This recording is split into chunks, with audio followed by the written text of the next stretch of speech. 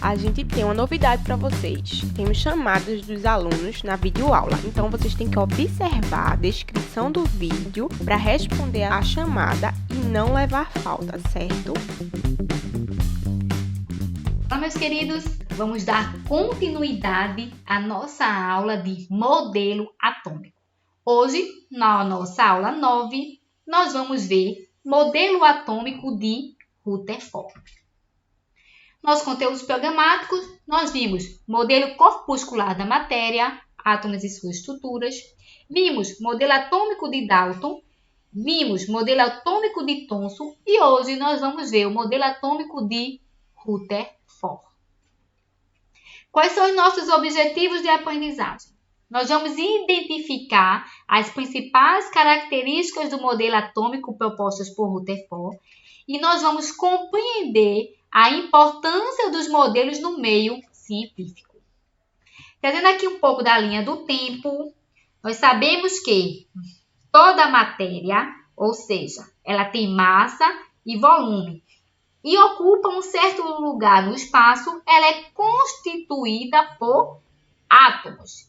Vimos que o termo átomo foi estabelecido pelos filósofos Demócrito e Leucipo.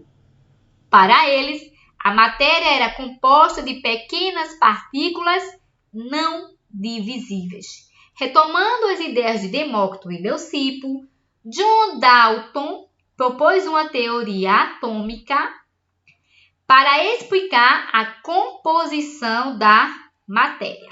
O modelo atômico de Dalton dizia que o seguinte, que ele era esférico, indivisível e indestrutível, como uma bola de bilhar.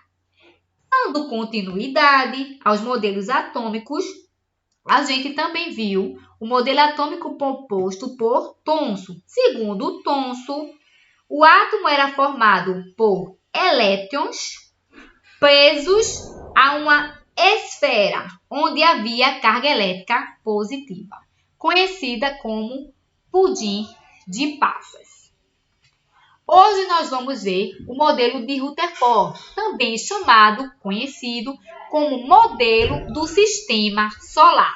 Ele foi o terceiro na história da atomística, sendo os dois primeiros o de Dalton e, em seguida, o de Thomson. E ele foi considerado o modelo que estimulou toda a evolução do conhecimento sobre o constituidor da matéria, que nesse caso é o átomo.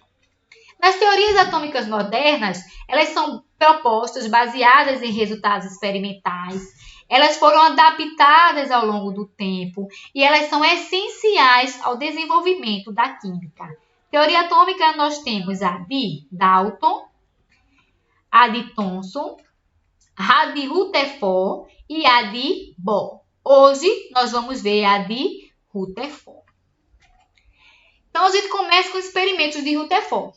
Rutherford, em 1910, ele estava estudando a trajetória de partículas e a interação entre a radiação alfa e os materiais. Nessa ocasião, ele detectou que havia uma limitação no modelo atômico apresentado por Thomson.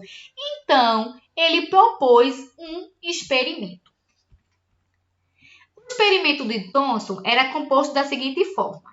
Ele tem uma amostra de polônio, como vocês podem estar vendo aqui, que ela é uma emissora de radiação alfa. Ele colocou essa amostra de polônio dentro de uma caixinha de chumbo, um bloco de chumbo. Nesse bloco, ele havia um pequeno orifício. Esse blocozinho tinha um pequeno orifício onde passava toda a radiação alfa. Ele também colocou uma lâmina finíssima de ouro à frente da caixa de chumbo, como vocês podem estar vendo aqui também. E também colocou uma placa metálica recoberta com um material fluorescente, conhecido como sulfeto de zinco, posicionada atrás ao lado e um pouquinho à frente da lâmina de ouro, certo? Então, ele começou a bombardear essas partículas alfas. E ele começou a observar que acontecia o seguinte, que a maioria das partículas alfas, elas atravessavam, né, a lâmina de ouro, indicando que a maior parte do átomo tratava-se, na verdade, de espaços vazios. Como a gente está vendo aqui, que a maioria passava. Ele também viu que poucas partículas, elas atravessaram a lâmina de ouro, mas sofriam um pequeno desvio, como a gente deve estar vendo aqui. Ó. Ele ia passando e se desviava bem pouquinho. Ele conseguiu observar isso. E ele via aí que isso estava indicando que elas se aproximavam de alguma região do átomo que tivesse a mesma carga que elas, que nesse caso seria uma carga positiva. Aí ela seria repelida. Aí tem esse pequeno desvio. E ele observou que pouquíssimas partículas elas foram rebatidas. Elas chegavam, batiam, né, em alguma coisa, como se fosse o átomo, e voltavam.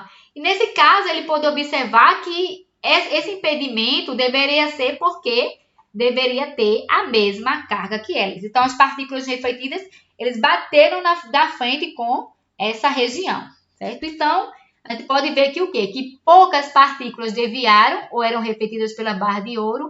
E ele concluiu também que a maior parte das partículas atravessou a barra, né, de ouro sem sofrer nenhum desvio.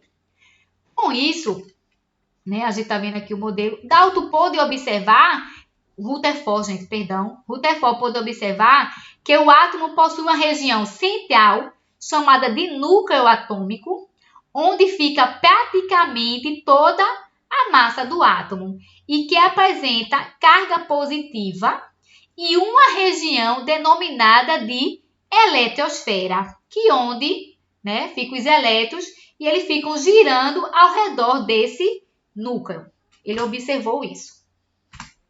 Então, ainda, Rutherford, ele viu o seguinte, que esse modelo de atômico, né, de Rutherford, ele ficou conhecido como sistema planetário ou sistema solar. Por quê? O Sol seria o núcleo, enquanto os planetas, eles seriam os elétrons que ficavam girando ao redor desses elétrons, certo? Então, é isso aí, gente, em relação ao modelo atômico, né, proposto por Rutherford. Então, ele percebe que o átomo não era uma esfera maciça, ele vê que existem grandes espaços vazios e que o átomo possui uma região central onde está concentrada a sua massa.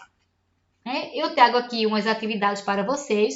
Essas atividades dá para vocês responderem tranquilamente de acordo com a nossa aula, certo? Dá para vocês fazerem. E eu trago mais um recadinho para vocês. A correção das nossas atividades, elas estão na nossa plataforma Classroom. Então, vocês vão lá, vejam o que é que vocês estão acertando. Se tiverem alguma dúvida, entrem em contato. E também vocês devem e podem revisar o assunto abordado no livro didático de vocês, certo? Por hoje é só. Beijos, se cuidem. Até logo e muito obrigada. Tchau, tchau.